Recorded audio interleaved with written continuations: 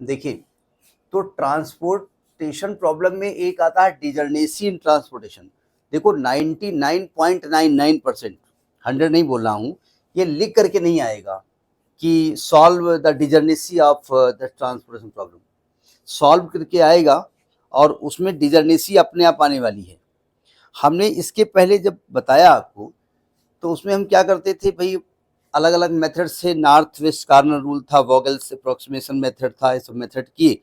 इसके बाद हमने इसको सॉल्व किया, तो जब एलोकेशन दे दिया हमने, अलग अलग दुकानों से अलग अलग जगह जाकर के सामान खरीद ली, फिर हमने m+n-1 दिया, यानी number of rose plus number of column -1, और जितनी वो रिजल्ट आया उतनी ही जगह से हमने खरीदा था। तो हमने कहा m+n-1 is equal to number of allocation, तो हमने कहा ये नॉन डिजर्नेट है। ठीक है, अब इसमें यही नंबर गड़बड़ करेगा, अगर ये नंबर गड़बड़ कर गया, ठीक है, तो हम कहेंगे डिजर्नेट। फिर उस डिजर्नेसी को इम्प्रूव करने के लिए पूरा ड्रामा करना पड़ेगा। ठीक है, तो हमने ये एक ट्रांसपोर्टेशन प्रॉब्लम दी है, ये D1 D2 D3 है, ये सोर्सेज हैं S1 S2 S3, ये सप्लाई है 10 15 40, और ये डिमांड है। सबसे पहला काम तो आपको टोटल सप्लाई निकालने की है। टोटल सप्लाई कितनी है, तो आप देखिए 40, एक 50, एक 60, यानी 65। टोटल सप्लाई 65 की है, और टोटल डिमांड कितने की है, तो टोटल डिमांड हो जाएगा 20, 30, 20, 50, 60, 65। तो आपने कहा भाई देखिए, total supply is equal to total demand. तो इस प्रकार के क्वेश्चंस को क्या कहा जाता है, balance transportation problem. It is balanced transportation problem. एक बात ध्यान रखिएगा, बैलेंस्ड आप नहीं भी चेक करते हो, हमारे अनबैलेंस्ड है, तो अल्टीमेटली बाद में तो फंस जाएगा वो, तो अपने आप मालूम हो जाएगा ना कि भाई यहाँ से इतना खरीदा, भी ये यहाँ बचा है, यहाँ पर तो सप्लाई खत्म हो गई, तो मालूम हो जाएगा अनबैलेंस। लेकिन पहले ही आप चेक कर लीजिए।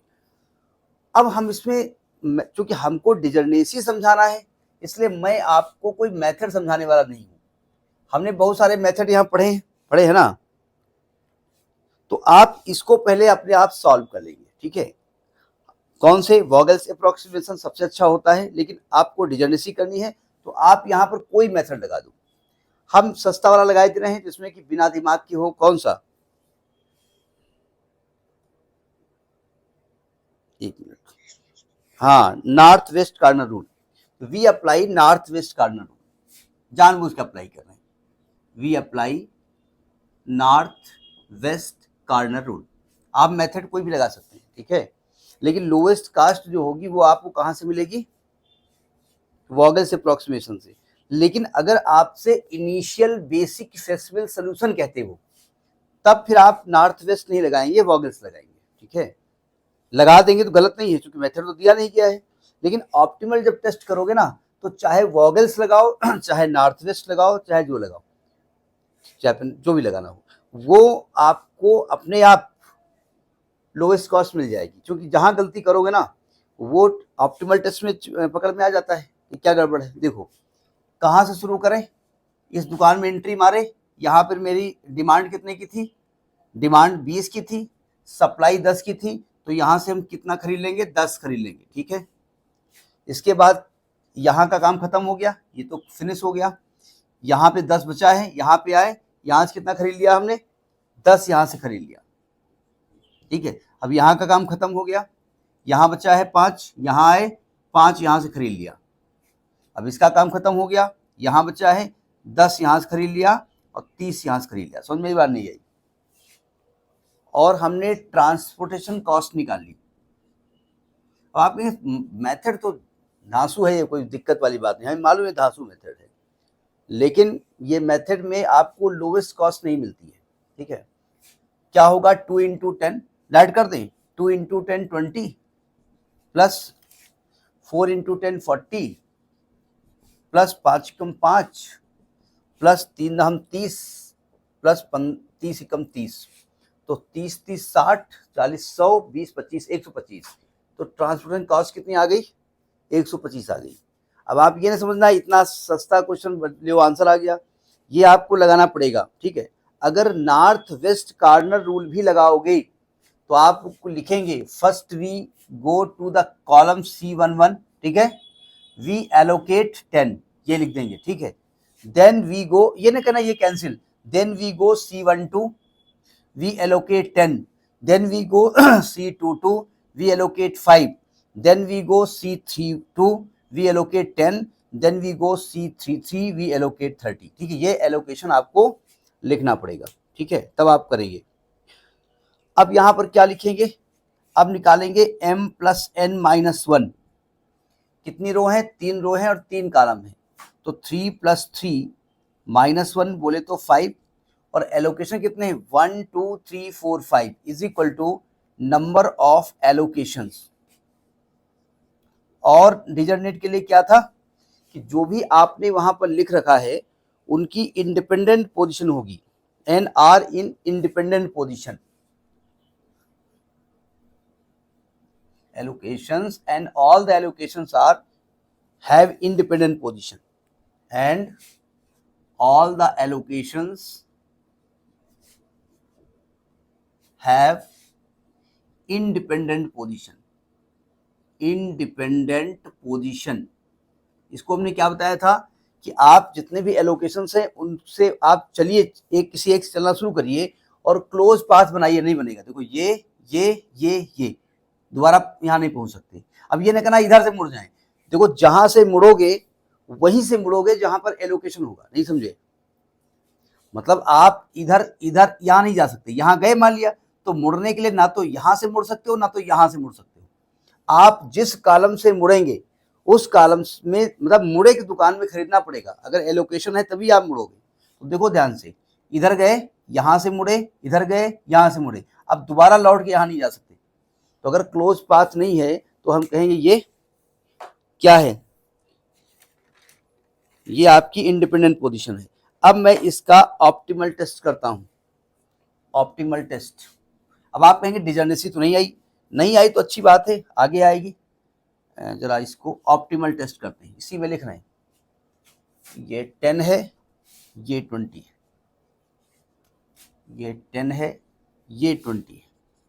अब देखो ऑप्टिमल टेस्ट, ऑप्टिमल टेस्ट क्या हमने कहा था, हम कहेंगे वी फाइंड CIJ, क्या फॉर्मूला था, UI प्लस VJ फॉर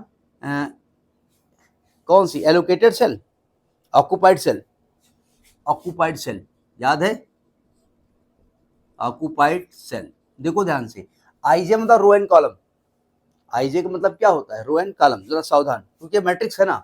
देखो ध्यान से, ये U1 है, ये U2 है, ये U3 है, ये V1 है, ये V2 है, ये V3 है। जो C है ना वो कॉस्ट को रिप्रेजेंट करती है, मतलब जो इसके अंदर की कॉस्ट थी ना जो आपने एलोकेट किया वो नहीं, उसको रिप्रेजेंट करती है। जरा सावधान, हमने बताया था कि U1 U2 U3 और V1 V2 V3 में किसी एक को जिसमें मैक्सिमम एलोकेशन हो उसको 0 कर दो। अगर इसमें ऐसा आता है कि भाई एक से अधिक में मैक्सिमम एलोकेशन है तो आपकी जहां मर्जी हो उसको 0 कर दो। देखो जरा ध्यान से, V1 में 2 एलोकेशन है, V2 में 2 एलोकेशन है, V3 में 1 है, U1 में 1, U2 में 1, U3 में 2। अब 2-2 हो गए ना। ज्यादातर केसेस में, आवाज आ रही ना, ज्यादातर केसेस में मैं V3 को 0 कर रहा था ना, थोड़ा खराब लगता है, V1 नाराज हो जाएगा, मैंने यहाँ पर V1 को 0 कर दिया। चेंज करके देखते हैं क्या दिक्कत है। मतलब ऐसा कोई नियम नहीं है, जिसका मन हो उसको 0 कर दो, U2 U3, ठीक है। मतलब हमने कहा था कि जिसमें मैक्सिमम एलोकेशन उन्हें 0 करिए, लेकिन मान लिया एक से अधिक सेल में सेम एलोकेशन है तो आप किसी एक को 0 कर दीजिए, आपकी मर्जी, ठीक है। जहां गलत होगा वहां अपने आप ऑप्टिमल टेस्ट में चेक हो जाएगा। सावधान, ये अब V1 किया है तो V1 वाले को पहले उठाओ। देखो इधर ये कॉलम दिख रहा है आपको, ये यही कॉलम देखो, ये V1 प्लस U1 है ना, V1 प्लस U1, भाई ये पहली U1 है और ये पहला कॉलम V1 है, तो V1 प्लस U1 की वैल्यू किसके इक्वल है, जो कॉस्ट होती है 2 के इक्वल है। और V1 आपने 0 किया है तो V1 को 0 करेंगे तो क्या U1 की वैल्यू 2 नहीं आएगी, ये आपकी कैमरे में आ रही बात ना, तो U1 2 यहाँ लिख दिया हमने। अच्छा सुनिए ध्यान से, मैं फिलहाल एक कॉस्ट वास्ट हटा देता हूँ, हमें यहाँ जरूरत है नहीं, हम कॉस्ट वास्ट यहाँ से सॉरी कॉस्ट कह रहे हैं, डिमांड हटा देते हैं क्योंकि मुझे डिमांड सप्लाई की जरूरत यहाँ पर नहीं है। ये इसका नाम आपने, ये UI था, ये Vj था, यानी ये U1 था, ये U2 था, ये था, ये थी, ये थी, ये थी, एक को था एक को थी, हमने इसको जीरो माना है। आपकी मर्जी, किसी को जीरो मान लीजिए, लेकिन मैक्सिमम एलोकेशन वाले को मानिए। एक से अधिक रो या कॉलम है तो किसी एक को जीरो मान लीजिएगा। देखिए तो U1 की वैल्यू 2 आ गई, ठीक है। अच्छा यहाँ पे आओ, ये आपकी है V1 प्लस U2, ये है आपका 4, और V1 0 है, इसका मतलब U2 की वैल्यू 4 आ गई, तो U2 आपका 4 आ गया, U2 निकल आया।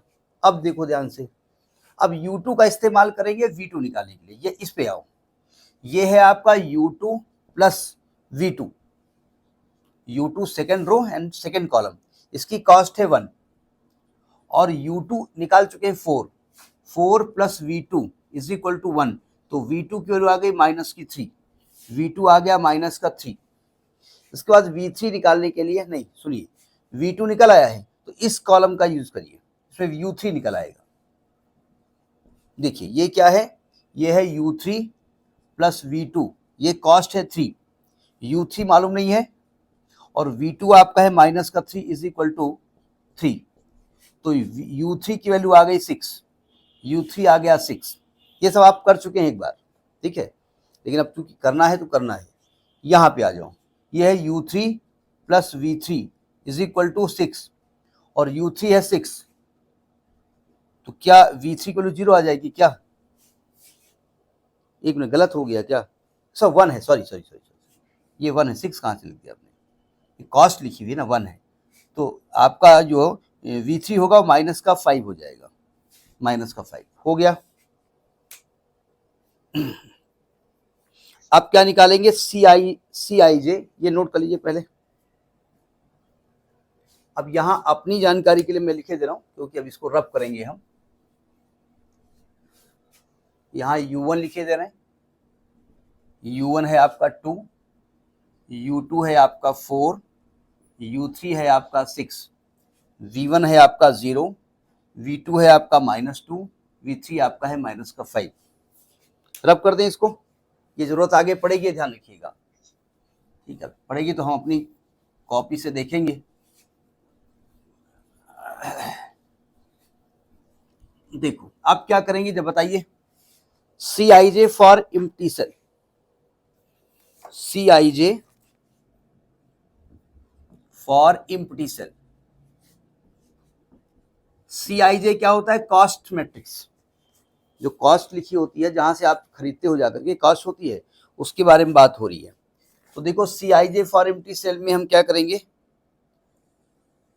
ये D1 है, ये D2 है, ये D3 है, ये S1 है, ये S2 है, ये S3 है।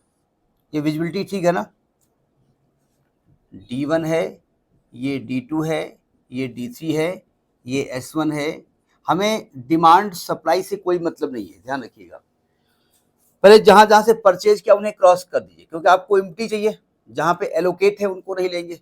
यहां से परचेज किया था, यहां से किया था, यहां से किया था, यहां से किया था, जो बची हुई कॉस्ट नोट करिए। यहाँ का 2 है, यहाँ का 3 है, यहाँ का 2 है, यहाँ का 1 है।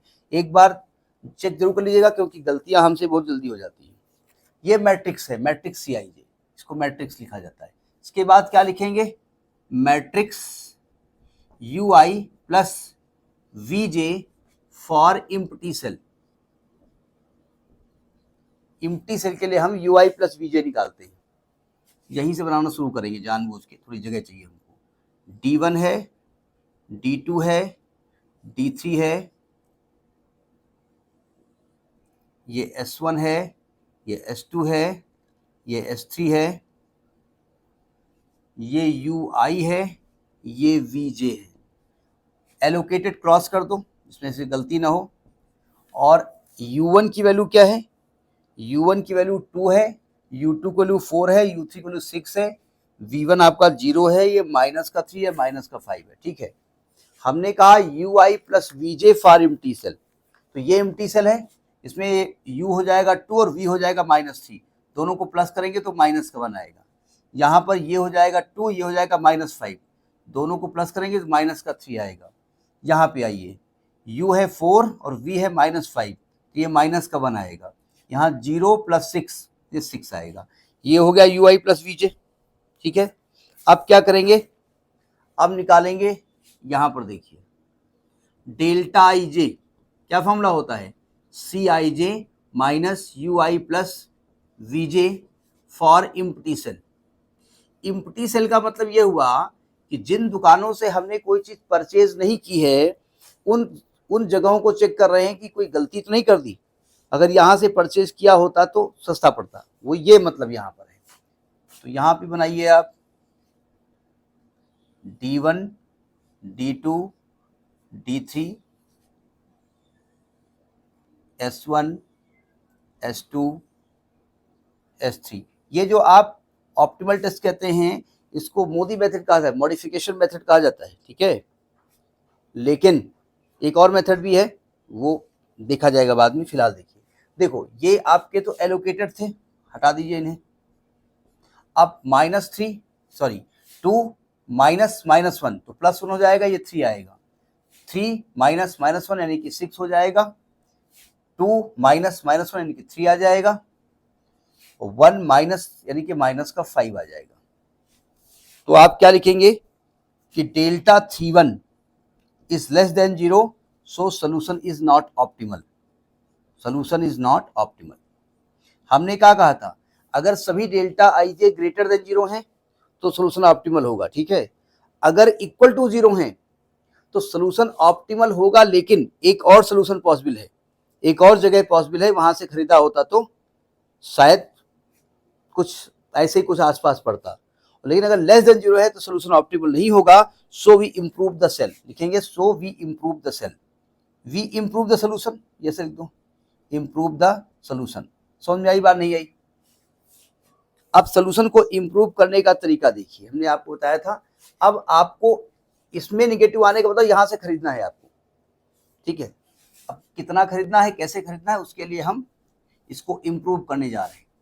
एक नई मैट्रिक्स बनने जा रही है, उसे फिर ऑप्टिमल टेस्ट करेंगे, फिर डिजर्नेसी होगी नहीं होगी, क्या होगी पता नहीं। अब चूंकि टॉपिक डिजर्नेसी का है तो अब मन में भी आ रहा है, धड़कन बढ़ रही कि भैया डिजर्नेसी क्या होती ये बताओ, अभी तो ऑप्टिमल टेस्ट हो जाए। देखिए इम्प्रूव द सोल्यूशन में क्या किया हमने, ये D1 है, ये D2 है, ये D3 है। हम इसे लगा के बैठे थे कहीं पर कैलकुलेशन, क्योंकि बुक पे भरोसा नहीं रहता है कि वो कहीं पर गड़बड़ कर देते हैं। ठीक है, देखो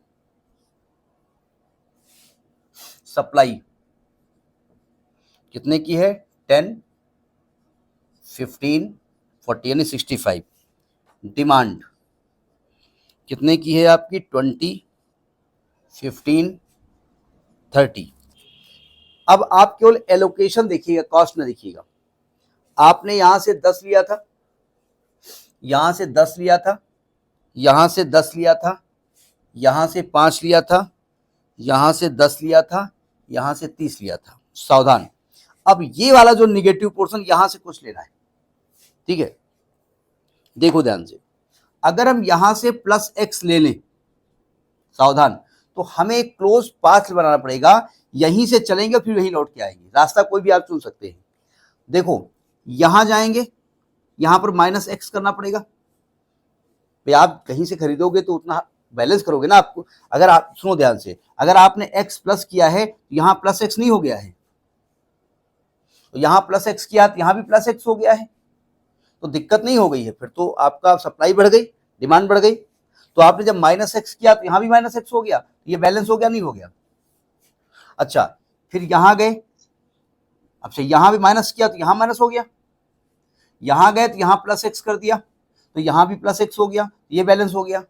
यहां गए तो यहां +x हो गया, यहां -x किया हमने तो यहां भी -x हो गया, और यहां माइनस किया, यहां -x हो गया। देखो डिमांड सप्लाई फिलहाल बैलेंस हो गई ना, अनबैलेंस का लफड़ा खत्म हो गया।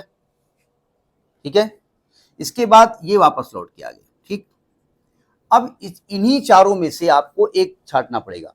एक पिछले क्लास में जो हमने आपको ये पढ़ाया था जिसमें ऑप्टिमल टेस्ट नहीं हुआ था, वहां पर एक चीज हम बताना भूल गए थे, या गलत बता गए थे, ये तो नहीं कहेंगे, बताना भूल गए थे। हमने इन्हीं में से मिनिमम लिया था ना, मिनिमम उनमें से लेना पड़ेगा जिसमें नेगेटिव एक्स किया होगा आपने, ये ध्यान रखिए, ये शायद वहां हम बताना भूल गए थे, ठीक है। वो बाई चांस जहां से हमने मिनिमम लिया था वो नेगेटिव उसमें आया था, वो अलग की बात है, लेकिन जिसमें नेगेटिव एक्स आएगा, इस यहां क्यों फंस गए, अगर हम मिनिमम कहेंगे तो प्लस एक्स वाले में 5 मिनिमम आ रहा है, ठीक है। तो आपको जो एक्स लेना पड़ेगा जिनमें नेगेटिव एक्स किया है उसमें मिनिमम लेना पड़ेगा, ठीक है। यानी आप जो यहां पर एक्स की वैल्यू होगी क्या होगी, एक्स की वैल्यू होगी मिनिमम, माइनस कहाँ किया है, एक तो माइनस यहाँ किया है 10 में, ये माइनस किया है 10 में, तो इन्हीं 10 और 10 में से आपको कोई एक उठा लो, अब चूंकि दोनों इक्वल है मजबूरी हम क्या करें क्या, ठीक है। तो हमने यहाँ पर x का मान 10 उठा लिया, नहीं समझे, क्योंकि दोनों 10 है तो 10 ही लेना पड़ेगा ना, अगर एक 10 होता एक 8 होता है तो 8 उठा लेते, ठीक है। यानी कि आपने x का मान क्या उठा लिया 10, हैव यू गॉट इट। अब x का मान जब 10 उठाया तो आपकी नई टेबल बनेगी, इसी में हम चेंज करें, तो देखो एक तो ये 10 हो गया, ये एक 10 तो था ही, ये चूंकि आपने परचेज की एलोकेशन हम ब्रैकेट में लिखना शुरू कर रहे हैं, ठीक है। इसके बाद यहां से आपने देखो ध्यान से, यहां पर क्या किया है आपने, यहां पर माइनस एक्स है ना, तो 10 माइनस हो जाएगा, तो यहां पर तो 0 हो जाएगा ना, क्या गलत बन गया क्या, नहीं ठीक है, ये हट जाएगा ना कॉलम, क्यों, और यहां पर 10 हो जाएगा, और यहां पर ये वाला कॉलम हट जाएगा, और यहां पर 10 हो जाएगा तो 15 हो जाएगा। पिछले वाले में हमने बताया था मिनिमम, लेकिन ये थोड़ा सा शायद या तो बताना भूल गए कि आपको जो है, अच्छा ये 20 15 30 है, ये एक्स हटा दो, समझाने के लिए किया था, ये करना नहीं आपको है, 20 15 30 और 10 15 40, 10 15 40, 10 15 40, देखो ध्यान से, ठीक है ना, 10 10 20 15 30 10 15, ठीक हो गया। अब देखो m plus N minus one निकालो, m plus N minus one कितना आया, ये तो आपका d1 है, ये d2 है, ये d3 है, ये s1 है, ये s2 है, ये s3 है, तो 3 plus 3 minus 1 is equal to 5, allocation कितने हैं, is 1 2 3 4, is not equal to number of allocation, so solution is non degenerate, पर यही डिजर्नेसी है, sorry degenerate, non degenerate, degenerate, degenerate, ये डिजनरेट नहीं, सही तरीके से जनरेट नहीं हुआ है, ठीक है। अब इस डिजर्नेसी को इंप्रूव करने का तरीका जरा समझ लीजिए कैसे इंप्रूव किया जाएगा, ठीक है। कुछ स्टेटमेंट हम लिखेंगे, उन्हें देखिएगा कैसे इंप्रूव, नोट कर लिया ना, देखिए इंप्रूव करने का डिजर्नेसी का कुछ स्टेटमेंट हम लिख रहे हैं, फॉर रिमूवल ऑफ डिजर्नेसी, कुछ स्टेटमेंट लिख रहे हैं, उन्हें समझ लीजिएगा, रिमूवल ऑफ डिजर्नेसी, डिजनरेसी, राइटिंग ठीक ही है, साफ साफ दिख रहा है डिजनरेसी लिखा कैसा है, अरे ठीक है, डिजनरेसी, नंबर 1 देखो ध्यान से, इसका मतलब जानते हो क्या है, एलोकेशन कितने होने चाहिए थे, 5 होने चाहिए थे ना, इसका मतलब आपको कहीं ना कहीं एलोकेट करना पड़ेगा, तो डिजर्नेसी में क्या होता है, जितने इम्प्टी सेल हैं उनमें से जिसमें लीस्ट कास्ट होगी पहली चीज, और इंडिपेंडेंट ऑफ पोजीशन होगी उसमें हम एलोकेट करेंगे, ठीक है। अभी इंडिपेंडेंट पोजीशन की बात अलग बताते हैं, मतलब एमंग द एम्प्टी सेल, मैं स्टेटमेंट लिखे दे रहा हूं, थ्योरी लिख रहे हैं इसलिए हम, among the empty cell, empty cell cells we choose a cell having least cost, having least cost, पहली बात उस सेल को चुनेंगे जिसमें लीस्ट कॉस्ट हो, जिसकी कीमत सबसे जिसमें ज्यादा हो, and which is an independent independent position, जो इंडिपेंडेंट पोजीशन पे हो, मतलब उसको लेकर के कोई क्लोज पाथ ना बन रहा हो। क्लोज पाथ में फिर वो सिलेक्शन हो जाता ना कि ये एक रास्ता है, इस रास्ते से अगर जाते तो ये चाचा की भी दुकान में पड़ते ना, यहां से खरीद लेते। क्लोज पाथ का मतलब ये होता है, ठीक है, close path. Then we choose, then अच्छा एक मिनट, क्लोज मतलब इंडिपेंडेंट पोजीशन। अब कहते हैं मान लीजिए ऐसी दो सेल हो, if we have more than one such cell, if we have more than one such cell, तो क्या करेंगे, अब पूरा नहीं लिख रहे हैं हम, अगर हो तो कोई एक सेल चूज कर लो। भाई क्लोज पाथ का मतलब समझ में आ गया ना, कि आप जिस रास्ते से निकले उसी रास्ते में एक और दुकान थी, वहां भी कीमत कम थी, वहां से क्यों नहीं खरीदा आपने? तो हमने कहा ऐसा रास्ता चुना उसमें क्लोज पाथ था ही नहीं, बोले दुकान ही आगे नहीं थी, क्या करें, हमको खरीदना पड़ा। आपने नींबू मंगाए थे, कहीं मिल ही नहीं रहे थे, एक ही दुकान थी, उसमें 20 रुपए का एक नींबू था, क्या करें? बोले ठीक है बच्चा ले आए, बहुत जरूरत थी, है हमको नेल पॉलिश रिमूव करनी थी, आज पार्टी में जाना था, नहीं कभी कभी रिमूव करते हैं नींबू से शायद। इसके बाद अब करें क्या, जरा समझने की कोशिश करिए। अब प्रॉब्लम क्या, आपकी सप्लाई बाकी है, आपको जितनी रिक्वायरमेंट थे उतनी आप खरीद चुके हो ना, और जितनी डिमांड थी वो भी आपकी पूरी हो गई है। यहाँ 10 खरीदा, ये 10 सप्लाई थी, ये 10 20 हो गया, अब खरीदेंगे कितना? तो हम वहां पर एक स्मॉल क्वांटिटी, हमको केवल उस दुकान पे जाना जरूर था। बोले जाना बेटा, उनकी दुकान का उद्घाटन हुआ है, अभी इनॉग्रेशन हुआ था, कार्ड दे गए थे, बड़े खास हैं, पापा के बड़े क्लोज हैं, चले जाना, चाहे कुछ ना खरीदना। गए वहां लॉलीपॉप खरीद आए, खरीद ली, जरूरत थी नहीं हमको। तो हम क्या करेंगे, वी एलोकेट, वहां पहुंचे, फिर हमने क्या एलोकेट किया, we allocate a small quantity epsilon greater than 0। ये एक एप्सिलॉन मैंने खरीद लिया, जबरदस्ती का है, कुछ नहीं खरीदा हमने, तो क्या बना दिया दुकान वाले को, ठीक है। In that cell, in such cell, ऐसी उसी सेल में, स्पेलिंग गड़बड़ हो जाती है, सच सेल, उसमें मैंने एप्सिलॉन खरीद लिया, मतलब वो बहुत बहुत बहुत स्मॉल क्वांटिटी है, हमें जरूरत उसकी थी नहीं, ठीक है। अब जरा अपनी उस पर दोबारा वो करिए, अपना एलोकेशन जहां पे आपने किया है वो सेल दोबारा देखिए। सेल जो आपकी थी उसमें ये 2 था, यहाँ 3 था, यहाँ पर 4 था, यहाँ पर 2 था, यहाँ पर तो खरीद, अच्छा यहाँ पर क्या था, जो 10 खरीदा था आपने, 2 था, यहाँ से 10 खरीदा था, यहाँ कॉस्ट 1 थी, यहाँ से 30 खरीदा था, यहाँ कॉस्ट 1 थी, यहाँ से 15 खरीदा था, यहाँ कॉस्ट 1 थी, और कुछ खरीदा था, कुछ नहीं। सही बना है ना, ठीक है। अब देखो ध्यान से, अब मिनिमम कॉस्ट कौन कौन सी है, ये है 2, ये है 2, है ना। तो आप इन दोनों दुकानों में जाइए, सुनो ध्यान से, अगर यहां से हम खरीदते तो क्या कोई क्लोज पाथ बन रहा है? फिर लौट के आ सकते हो, नहीं बन रहा है ना। मतलब आप क्लोज पाथ का मतलब जहां से, जहां आप भरोगे वहां चलोगे, ठीक है, और दोबारा आपको वहीं लौट के आना है, पहली बात तो ये समझ लीजिए, ठीक है। और वहां आने का मतलब आप टर्न कहां से करोगे, जहां पर एलोकेट है। अगर मैं यहां भर देता, यहां से इधर जाता, मान लिया, चलिए चले गए, यहां से इधर जाता, ये भी चले गए, यहां से इधर जाता, अब दोबारा यहां नहीं आ सकते ना, क्योंकि ऐसे रास्ता आ नहीं सकता है, तो एक क्लोज पाथ नहीं बनेगा ना। अच्छा यहां से खरीदते, अगर यहां से इधर जाते, यहां से इधर जाते, यहां से इधर जाते, फिर नहीं आ जाते, तो इन दो में से किसी एक में खरीद लो। तो मैं यहां पे गया और यहां पे हमने एप्सिलॉन खरीद लिया, जबरदस्ती पब्लिक को मूर्ख बना दिया, मतलब उस दुकान वाले को, वो भी खुश हो गया, बोले भाई आपका बेटा आया था, बहुत बढ़िया था, बड़ा अच्छा नेचर था, उसने फिर लॉलीपॉप खरीदी, जरूरत नहीं थी, लॉलीपॉप फ्री में, तो पैसा तो, क्योंकि लॉलीपॉप जरूरत नहीं थी हमको, मतलब नथिंग, क्योंकि हमारी डिमांड गड़बड़ हो गई ना। समझ में आई बात, नहीं आई? तो आप लिखेंगे यहां पर जो m प्लस एन माइनस 1 होगा वो तो 3 प्लस 3 माइनस 5 होगा, और number of allocation 1 2 3 4 5 is equal to number of allocation, ठीक है।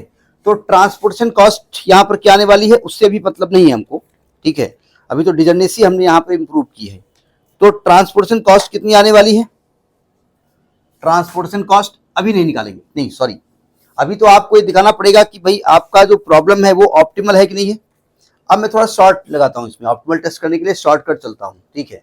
अब क्या करेंगे, C I J for empty cell, U I plus V J, empty नहीं occupied cell, C I J that is U I plus V J for occupied cell, occupied cell. C का मतलब हमने कहा था कॉस्ट होती है, ठीक है। अब हम जो यू आई और वीजे होता है वो किसी को जीरो मानते हैं। देखो ऑक्यूपाइड है तो मैं फिलहाल एम्प्टी को साफ कर देता हूं, ठीक है। और कॉस्ट चाहिए इसलिए हम ये भी साफ कर देते हैं, थोड़ा सा सफाई के लिए कर रहे हैं, क्योंकि हमको केवल कॉस्ट चाहिए, हमको एलोकेशन से मतलब नहीं है, सप्लाई डिमांड कोई मतलब नहीं है। तो ये U1 हो गया, ये U2 हो गया, ये U3 हो गया, ये V1 हो गया, ये V2 हो गया, ये V3 हो गया। सावधान, हमने कहा था कि U1, U2, U3 और V1, V2, V3 में क्या सर्च करना है, जिसमें मैक्सिमम एलोकेशन हो और उसे जीरो कर देना है, ठीक है। चूंकि U1 में 2 है, U3 में 2 है, V1 में 2 है और V2 में 2 है, किसी एक को जीरो ले लो। ज्यादातर V3 को जीरो लिया करते थे, इसके पहले हमने V1 को जीरो किया, अब इसको खुश कर देते हैं, U1 को जीरो ले लेते हैं। आपकी मर्जी, किसी को जीरो ले लो, थोड़ा सा रोटेशन के लिए मैं ले रहा हूं जो खुश हो जाए। अब देखो चूंकि U1 को जीरो लिया है, इसलिए यहां पर देखो U1 प्लस V1 की वैल्यू क्या है 2, और U1 है 0, तो क्या मैं V1 का मान 2 कर सकता हूं? जी हाँ, ये 2 आ गया। इसके बाद क्या करेंगे, इसको ले लीजिए, U1 प्लस V2 का मान है 2 और U1 0 है, तो V2 की वैल्यू भी 2 आ जाएगी, V2 भी आपका 2 हो गया। अब V2 का इस्तेमाल कर चुके हैं आप, यहां पे आ जाओ, U2 प्लस V2 की वैल्यू है 1 और V2 का मान है 2, तो U2 का मान होगा 1 माइनस 2 यानी कि -1, तो V2 हो गया -1, V2 का इस्तेमाल हो गया है।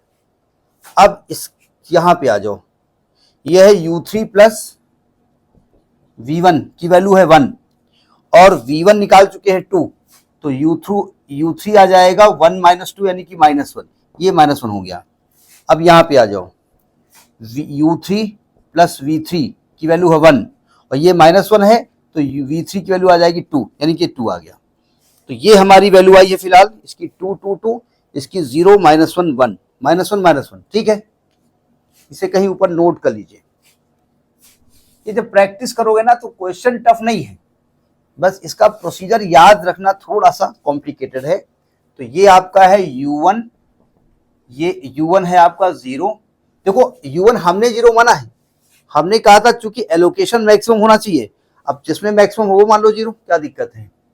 और ये U2 है, U2 है आपका -1, U3 है -1, V1 है 2, V2 है 2 और V3 है 2। अब क्या करेंगे, अब एम्प्टी, अब हमको जहां जहां से खरीदा नहीं है वहां देखना पड़ेगा, कोई चचा वचा की दुकान तो नहीं है जहां थोड़ा बहुत सस्ता मिलता हो, मम्मी को बताना पड़ेगा, वहां से खरीद ले आते हो हमसे कहेंगे। तो आप लिखेंगे CIJ for empty cell, CIJ matrix CIJ for empty cell. ये चेक करने का केवल मकसद है कि जिन सेल से, जिन जगहों से आपने परचेज नहीं किया है वहां से खरीदने से कुछ सस्ता तो नहीं पड़ेगा। तो ये आपका S1, S2, S3, D1, D2, D3, जहां से आपने खरीदा है उन्हें क्रॉस कर दो, और ये आपकी कॉस्ट है 3 4 2 3, ये C का मतलब कॉस्ट होता है। फिर क्या करेंगे आप, UI plus VJ for empty cell, empty cell, फिर बनाओ V1, yes D1, D2, D3, S1, S2, इन्हें पैरेलल बनाइएगा तीनों को, ठीक है। और कोई मतलब नहीं, कैलकुलेशन आसान हो जाता है, किस कॉलम के अलावा कौन आ रहा है ये ज्यादा आसानी से समझ में आ जाता है। इसमें भी ये क्रॉस, ये क्रॉस, ये क्रॉस, ये क्रॉस, ये क्रॉस, यहां पर UI आएगा, यहां VJ होगा। U1 है 0, U2 है -1, U3 है -1, ये 2 है, ये 2 है, ये 2 है। तो यहां पे आओ, 2 प्लस 0 2 आएगा, यहाँ 2 प्लस -1 1 आएगा, यहाँ 2 प्लस -1 1 आएगा, यहाँ 2 प्लस -1 1 आएगा। फिर क्या निकालेंगे, delta IJ that is CIJ minus ui plus vj for empty cell.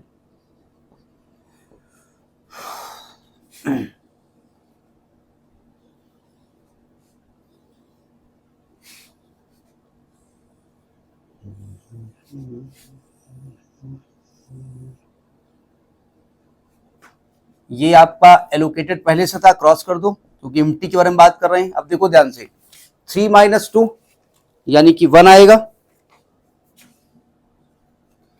4 minus 1 यानी कि 3 आएगा, 2 माइनस 1 यानी कि 1 आएगा, और 3 माइनस 1 यानी 2 आएगा। आप क्या लिखेंगे कि as all delta delta I J is greater than 0, not greater or equal to 0।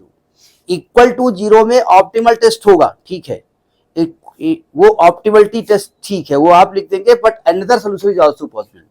Delta is greater than 0, so solution is optimal, solution is optimal. So minimum transportation cost क्या होगी, देखो ध्यान से। मिनिमम ट्रांसपोर्टेशन कॉस्ट के लिए आपको पहले वाला करना पड़ेगा।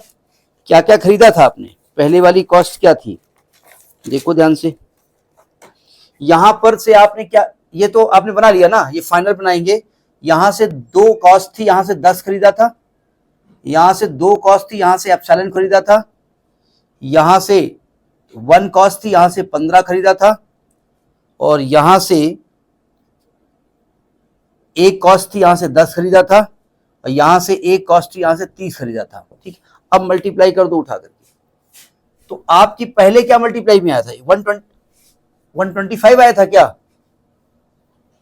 पहले में क्या आया था, गलत आया था क्या, इसमें 75 लिखा है हमने, क्या गलत कर गए थे क्या उसमें मल्टीप्लाई, उसमें नहीं, उसमें गलत कर गए थे क्या हम, 125। अच्छा अच्छा अच्छा अच्छा अच्छा अच्छा अच्छा अच्छा अच्छा, वो ऑप्टिमल टेस्ट में हम दुकान चेंज कर दिए थे ना, वो सही था। ऑप्टिमल टेस्ट में ये वाली दुकान चेंज हो गई थी ना, वो तो ये वाली दुकान थी, सही है। तो मिनिमम ट्रांसपोर्टेशन कॉस्ट जो है आपकी टीसी, वो आएगी 20 plus 2 epsilon plus 15 plus 10 plus 30, तो 30 40 40 में 60 75 75 प्लस 2 एप्सिलॉन, ये मिनिमम होगा। देखो एक्चुअली जो आपका 125 से 75 आ गया ना, एक्चुअली है ये कि आप नॉर्थ वेस्ट कॉर्नर रूल बना रहे थे ना, उसमें बिना किसी उसके आपने गड़बड़ कर दिया था, उठा करके दुकान को चेक नहीं किया आपने, जाकर के कर दिया। अगर आप वहां पर lowest cost entry method, Vogel's method आप करते, नहीं लोवेस्ट कॉस्ट नहीं, Vogel's method, penalty method, lowest cost entry अलग होता है। अगर पेनाल्टी मेथड उसमें करते तो फिर कॉस्ट अपने आप मिनिमम आ जाती, हो सकता है 75 बजाय 70 वहां आती, ठीक है, और हो सकता है यही सोल्यूशन उसमें आता है, आपको सोल्यूशन ऑप्टिमल हो ही जाता, ये भी हो सकता था। समझ में बात आई कि नहीं आई। तो ये एक छोटा सा आपका ट्रांसपोर्टेशन प्रॉब्लम है जिसमें डिजर्नेट प्रॉब्लम है, ठीक है।